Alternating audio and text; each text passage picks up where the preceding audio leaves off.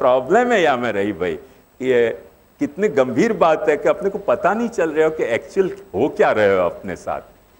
तो ऐसी छोटी छोटी बातों में जब अपने को नहीं पता चल रहा हो, तो वह परमात्मा की भक्ति जाको अपन ने देखियो नहीं है, जाको अपन ने जानियो नहीं है, जाके बारे में सिर्फ अपन ने सुनियो है कुछ शास्त्रन के द्वारा, और वो भी नियम से सुनियो है कि अकस्मात सुन लियो, यदृच्छा से सुनियो है कि नियति से सुनियो है, इच्छा से सुनियो है कि एक्सीडेंट से सुनियो है, वो भी अपने को पता नहीं है। परिवार के कंपल्शन के सहित सुनियो है कि अपनी पर्सनल चॉइस के कारण सुनियो है, वो भी अपने को पता नहीं है। उतने नाजुक सिचुएशन में पैदा होती भक्ति आखिर अपनी सिद्धि है कि अपने साथ घटी भाई एक घटना मात्र है कि जामे मेरो रोल कुछ भी नहीं है। कैसे या की व्याख्या करनी? अब जब महाप्रभु जी या तरह से कह रहे हैं कि सद्धर्म सु असद वासना को क्षय हुए है, सद्धर्म सु असद वासना को क्षय हुए है, और असद वासना के क्षय के कारण जो है अपने को सद्वासना पैदा हुआ है, और वो सद्वासना पांचों एक्सीडेंट आ रहे हो कि यदि कृष्ण के तरफ मुड़ गई तो बहुत बड़ो है। सद्वासना मुड़ी नहीं कृष्ण के तरफ तो कहीं भी मुड़ सके, वो मैंने आपको बता दियो। वहां में पैदा होती भाई कृष्ण भक्ति स्वाभाविक की भक्ति है, तो बहुत कॉम्प्लिकेटेड हो गई आखिरी बात। इतनी कॉम्प्लिकेटेड बात हो गई कि जाको व्याख्या करनो अपन को मैंने भेजा फ्राई अपने को लगे कि तो भेजा फ्राई सिचुएशन हो गई ना। समझ में आई बात आपको? अपन या की सारी जिम्मेदारी भगवान पे छोड़ दें कि अपन क्या है, कुछ नहीं है। जीव तू सिद्ध ने चिंता करे, कृष्ण ने करવું હોય તે કરે, સ્થાવર જંગલ જળ ચેતનમાં માયાનું બળ ઠરે। માયાનું બળ ઠરે કે કાયાનું બળ ઠરે કે જેનું બળ ઠરે, सवाल ये नहीं है बल कोनु ठरे। सवाल यहाँ में प्रॉब्लम ये है कि यदि या की आखिरी जिम्मेदारी अपन कृष्ण पे सौंप दे रहे हैं, फिर एक प्रश्न वो आएगा कि तो फिर मोह को भक्ति करनी क्यों?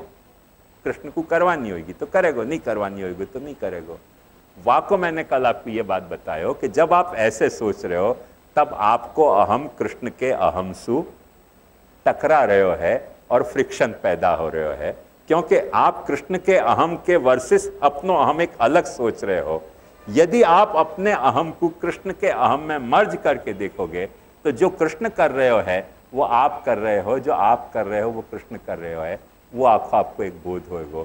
जैसे सीधी सी बात समझो, मैंने अभी आपको समझा दी कि ऐसा आपके मूत्राशय में प्रेशर आया है, वाके कारण आपको पेशाब करने की इच्छा हो रही है, वो आप कर रहे हो कि मूत्राशय कर रहे हो?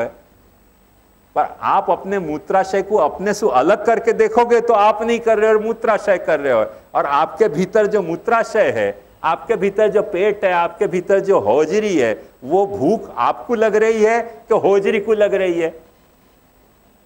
जब आप वाको अलग करके देखोगे तो अहम टकराएगा वाको कि मैं कुछ नहीं कर रहा हूं, मेरे को क्या भूख लग रही है, होजरी को लग रही है।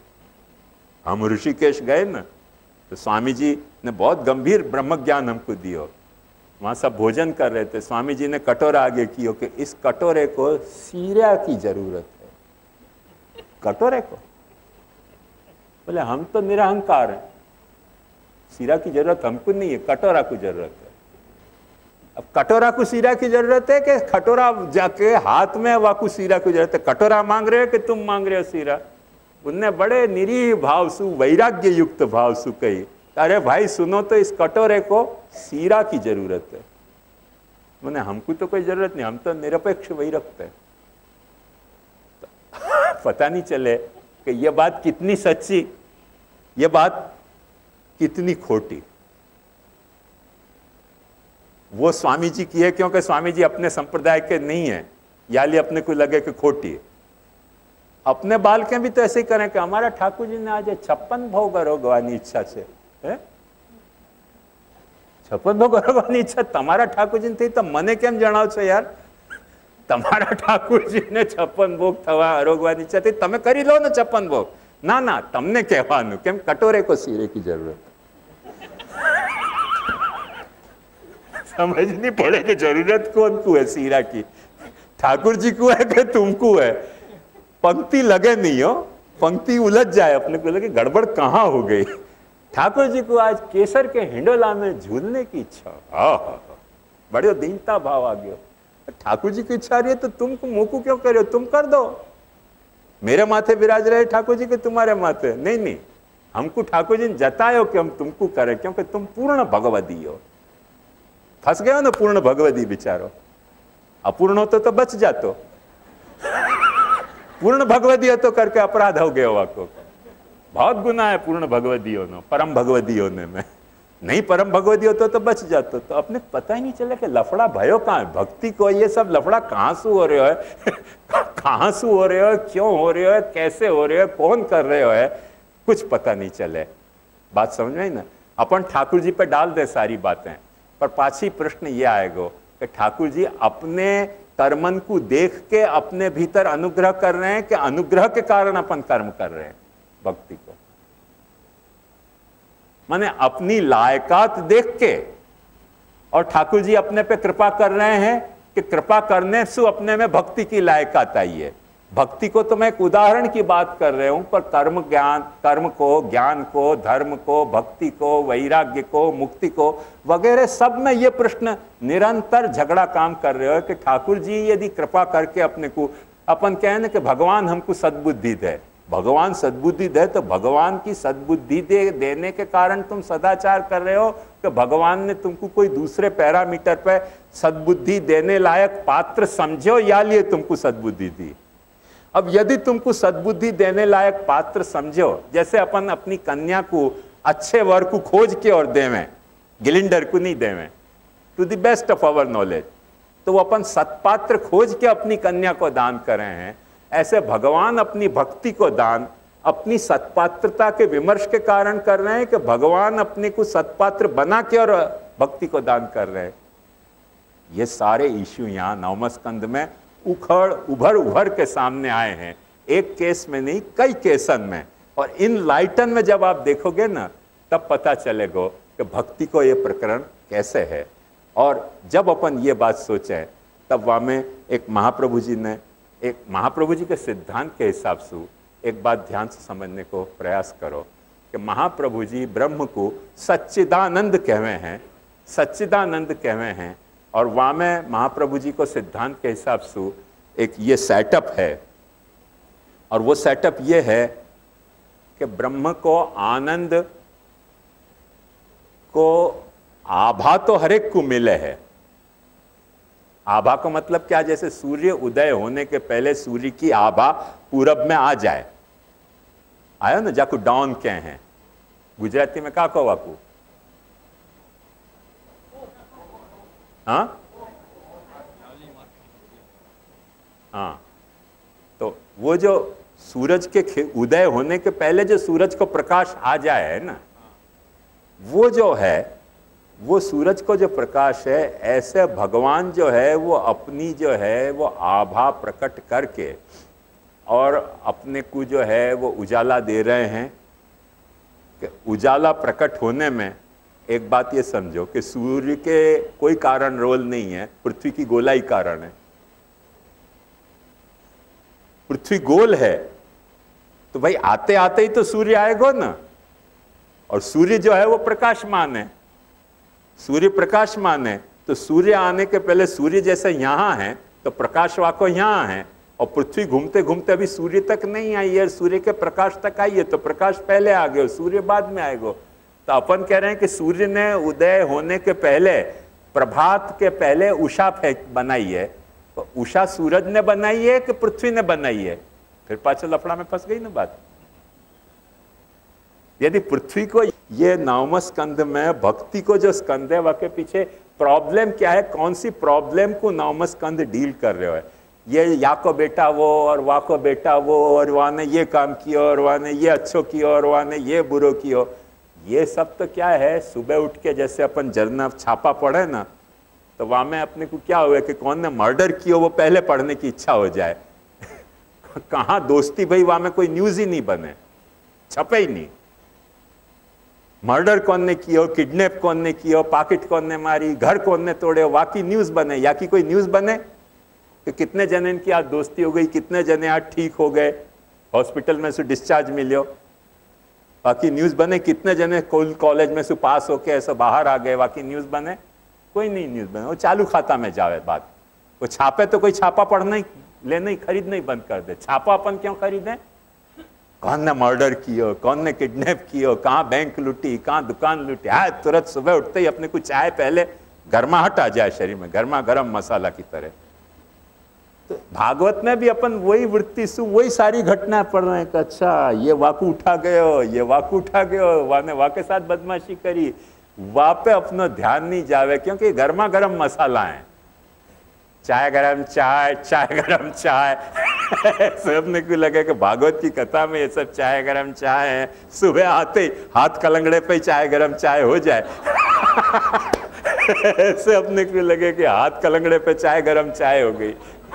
भागवत में जो तत्व की बात आ रही है वहां पे अपनो निगाह नहीं जाए कि हमें तत्व क्या कहो। ये सब चाय गरम चाय पे अपने को जाए, फिर अपने को चिंता आ जाए कि अच्छा अच्छा ये मध्यम हो गए, ये कनिष्ठ हो गए, ये जघन्य हो गए, ये क्या हो गए, चाय गरम चाय तुरंत ऐसे हो जाए। बात समझ में आ रही है ना? तो यार रहस्य को समझो। भागवत कार्य को डील कैसे करे है कि भगवान ने अपनो आनंद प्रकट नहीं करियो, भगवान ने अपनी सत्ता और अपनी चेतना जगत के कॉन्स्टिट्यूशन में प्रकट करी है। वह सत्ता के कारण कुछ क्रियाएं प्रकट हो रही हैं, वह चेतना के कारण क्रिया के बारे में अपने को कुछ अवेयरनेस भी पैदा हो रही है। जैसे आप समझो, देखो ध्यान से समझिए मेरी बात, कि पंखा चल रहा है, पंखा को अवेयरनेस है कि नहीं है कि मैं चल रही हूं? नहीं है। पर आप जैसे आप हाथ उठाओ तो आंख मीच के भी हाथ उठाओ तो आपको पता चले कि नहीं कि आपका हाथ उठ्यो कि नहीं उठ्यो? अवेयरनेस है, अपने को क्रिया भी है हाथ उठाने की, और वह हाथ उठ्यो कि नहीं उठ्यो देखे बिना भी अपने को अवेयरनेस हो है ना, यहां हाथ उठा मैं तो क्या हाँ हाथ उठ्यो, वो अवेयरनेस है कि नहीं? ऐसे वो चेतना भी अपने में प्रकट हो रही है शरीर में, और क्रिया भी प्रकट हो रही है। वाकई क्रिया के बारे में अवेयरनेस वाली चेतना भी प्रकट हो रही है। ये क्रियाएं, एक बात समझो, ये क्रियाएं कोई चीज की उत्पादक हैं, कोई चीज की स्थापक हैं, कोई चीज की संभार करने वाली भी है। क्रिया में अपन कोई जिम्मेदारी तो नहीं सौंप सके ना। जैसे पानी के बहने की क्रिया है, अपन यूं समझें कि पानी के बहने की क्रिया है, कोई को बहा के ले जा रही है, कोई के अनाज पैदा कर दे रही है। आयो ख्याल में? कोई को जीने को हेतु बन जा रही है, मच्छी कछुआ ऐसे जलचरण के लिए। अब बहने की क्रिया एक क्रिया है, वो वाकु यासु कोई संबंध नहीं है कि कौन बह जा रहे है, कि कौन मेरे बहने के कारण नहर की प्रणाली बना के अपने खेत को सींच ले रहे हो है, या कौन मेरे बहने के कारण पानी के फ्रेश होने के कारण वाकु जीने को एक सहारा मिल जा रहे हो है। वाकु नहीं पता है नदी को, नदी तो बह रही है क्रिया की तरह, पर वाह बहती भई नदी की क्रिया के को एडवांटेज कोई को उत्पत्ति, कोई को स्थिति, कोई के संभार में हो रहे है, और वाकई जिम्मेदारी नदी की नहीं है। एग्जैक्ट वही तरह से अपने शरीर में भी कुछ कुछ क्रियाएं उत्पन्न हो रही हैं, जिन क्रियाएं को उत्पन्न हो रही हैं, आयो ना, वह क्रिया के उत्पन्न होने को, वह क्रिया के अपने सु निभने को, वह क्रिया के कारण अपने में कोई चीज के खत्म होने को जिम्मेदारी कर्तृत्व अपनो नहीं है। बात समझ में आई? एक बात ध्यान से समझो कि जैसे मैंने इतना मार दियो, 2-2.5 करोड़ सेल मर गए मेरे। सेल लोग यहां सोचें कि भाई हमने क्या पाप कियो, व्यर्थ में एक डेमोन्स्ट्रेशन देने के लिए इतने मार दिए यहां। तो सेल मेरे अहम से टकरा रहे हो। यदि सेल मेरे अहम से टकरा नहीं रहे हो है, तो सेल में बाय डिफॉल्ट ये समझो कि जब मैंने यूं करके 5, 10, 20, 25 लाख सेल मार दिए तो 5, 10, 25 दूसरे सेल तुरंत पैदा होके वहां में फ्रेश आ जा रहे हैं, रिफ्रेश हो जा रहे हो। कैसे ढंग से? जैसे पेड़ की कलम आपने काट दी, नई पत्तियां फूट पड़ेंगी, पेड़ को फिर नए तरह से जीने को एक संचार आ जाएगा। जड़ें आपने काट दी तो पेड़ को फिर नयो जोम आ जाएगा कि अच्छा आप फिर से खेलना है मुझको। माने आप कलम नहीं काटी पेड़ की, माने पतझड़ में यदि पंख पत्ताएं नहीं झड़ गए पेड़ के तो पेड़ मुरझा जाए है, और झड़ जाए तो आपको फिर से जोश आ जाता है नए पेड़ पत्ताएं फोड़ने को। तो हर अपनी क्रिया में कोई चीज उत्पन्न हो रही है, कोई चीज स्थित हो रही है, कोई चीज खत्म हो रही है, जहां में अपनो कर्तृत्व नहीं है, अपने भीतर हो रही है, पर अपने में चेतना है करके वाकई अवेयरनेस अपने को हो रही है। एग्जैक्ट वही फैशन सु कि अपने मूत्राशय को पेशाब लग रही है, पर अपने में भी चेतना है करके अपने को लग रही है कि मुंह को पेशाब लग रही है। तो को कहां लग रही है? पेशाब कौन को लग रही है? तोकू के मूत्राशय को। भूख तोकू कहां लग रही है? भूख तोकू नहीं लग रही है, भूख तो हौजरी में लग रही है। अपने को लगा कि मुंह को नींद आ रही है, नींद तोकू नहीं आ रही है। नींद तो बॉडी में कार्बन को कंटेंट बढ़ गयो और बॉडी झील नहीं पा रही है करके सो जा रही है। सोने के बाद अपन ने ऑक्सीजन को इंटेक बढ़ा दियो, फिर पाछे बॉडी जग जाएगी। अपन के मैं जग गयो, अरे मैं कहां जग्यो? बॉडी जगी। पर मेरे भीतर वह बॉडी में होती भाई क्रियान के बारे में एक अवेयरनेस है। वह अवेयरनेस के कारण हर क्षण मुझको लग रहा है कि ये मैं कर रहे हूं, ये मैं कर रहे हूं।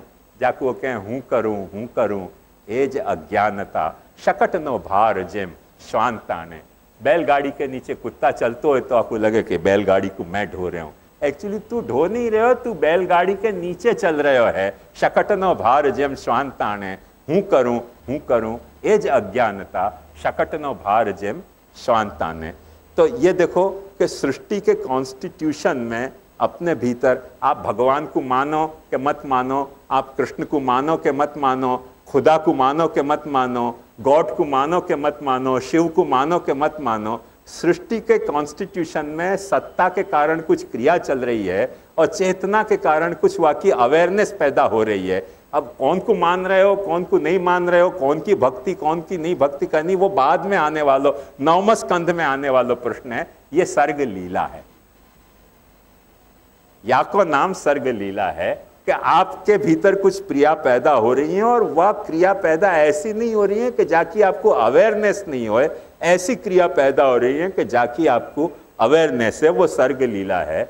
वह सर्ग लीला के कारण अपने को फिर एक जात को विसर्ग और पैदा हुए है, और विसर्ग के पैदा होने के कारण अपने को क्या हुआ कि बहुत सारे ऐसे इंस्ट्रूमेंट अपने को मिल जाए हैं कि जा इंस्ट्रूमेंट के कारण अपने मन में एक भ्रम पैदा हुए है कि अच्छा अब तो मैं ही कर रहे हूँ। और अपनी बात सिर्फ अवेयरनेस तक नहीं रह जाए, तो अपने भीतर इच्छा, अपने भीतर संकल्प, अपने भीतर सामर्थ्य, अपने भीतर विवेक के सारे जो इंस्ट्रूमेंट विसर्ग के लीला में पैदा भए हैं उनके कारण अपने को वो सारी बातें बतौर इंस्ट्रूमेंट मिल रही हैं। अब वो इंस्ट्रूमेंट मिल रही हैं करके, जैसे दूरबीन अपने को इंस्ट्रूमेंट मिलो, वो दूरबीन इंस्ट्रूमेंट मिलो, वाके कारण अपन कोई भी चीज दूर की देखें तो अपने को पास दिखने लग जाए है। ऐसे जो अपनी नहीं है वो भी अपने को अपनी दिखने लग जाए है। वो विसर्ग में पैदा होती भाई अहंता ममता है।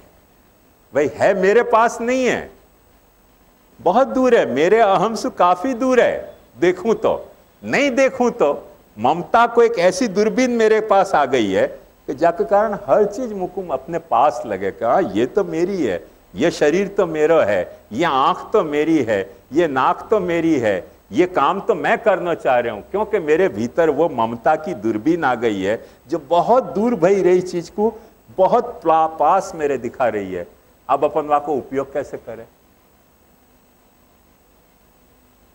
मैं अक्सर एक जोक सुनाता रहा हूं लोगों को कि हैंगिंग गार्डन पे टैक्सी नहीं मिल रही थी, अचानक उनने दूरबीन से देखो कि चौपाटी पे टैक्सी है कि नहीं। चौपाटी पे नीचे पहाड़ के नीचे दूरबीन से टैक्सियां दिख रही थी। उनने हैंगिंग गार्डन से ए टैक्सी पर हैंगिंग गार्डन पहाड़ पे ए टैक्सी कर तो टैक्सी को तुमको पास दिख रही है, टैक्सी थोड़ी पास आई है। ऐसे अपन देखू मरी नहीं जतो, साथे ज रहतो, च्यवनप्राश खाई लेशु, घरड़ो नहीं थई जतो। अरे पण च्यवनप्राश खाई ने मरी जशे, सुगर में वधी जशे तो पैदा